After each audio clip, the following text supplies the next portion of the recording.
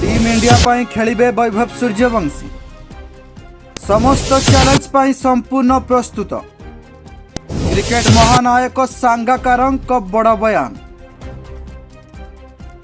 हाँ आज्ञा, चलित आईपीएल 2026 रे निज बैटिंग रो धमाका देखाई सारा विश्व को चकित करिथिबा 15 वर्षर युवा तारका वैभव सूर्यवंशी को नहीं आसी बड़ खबर। क्रिकेट दुनिया रे अन्यतम श्रेष्ठ खिलाड़ी तथा राजस्थान रॉयल्स रो मेंटर कुमार सांगाक्कार वैभव को नहीं एक बड़ खुलासा करिसंती। सांगाक्कार कहिसंती, मु भाबुची वैभव तांको आडू आसुथिबा कौनसी चैलेंज बा आह्वान को सामना करिबा पई संपूर्ण प्रस्तुत।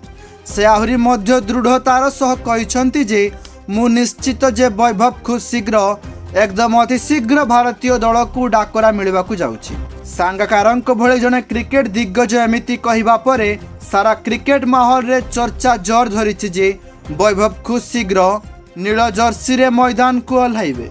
वास्तव में वैभव को खेलिबार शैली एवं तांकर एटीट्यूड देखि लागे नहीं जे तांकर मात्र 15 बयस होईछि।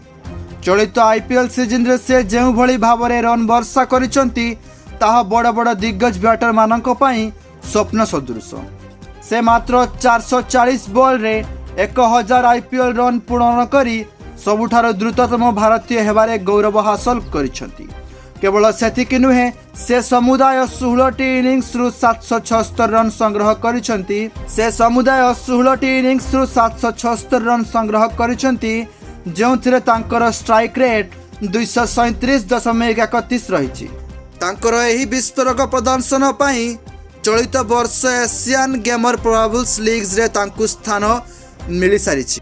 कुमार सांगाक्कारांकर एही बयान परे समस्त नजर एबे बीसीसीआई रो सिलेक्शन उपरे। तेबे दर्शक बंधु, आपनको कोन लागुछि एही 15 वर्षर रॉकेट बैटर वैभव सूर्यवंशी को टीम इंडिया रे स्थान मिलिबा उचित ना अनुचित? आपणक मत कमेंट रे जणांतु। एमिति क्रिकेट रे वायरल न्यूज जानिबा पाई आम चैनल को आज ही सब्सक्राइब करंतु। Bureau report public reporting. धन्यवाद।